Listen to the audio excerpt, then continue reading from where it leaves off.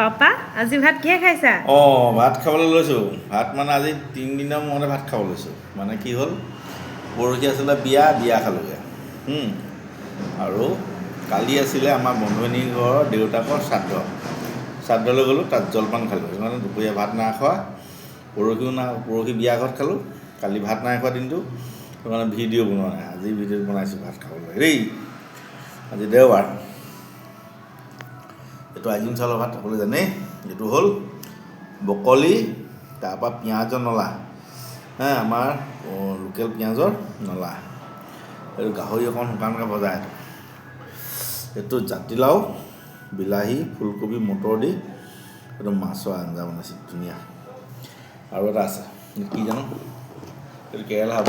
এইটো তিতা কেৰেলা দিয়া ওলাইছে নতুনকৈ। এইটো তিতা কেৰেলা ভাজি মটৰ দি মজা লাগে। লৈ লওঁ অকণ, একদম লৈ লওঁ। কেৰেলাটো একদম খাবই লাগে এইকেইদিন ধুনীয়াকৈ।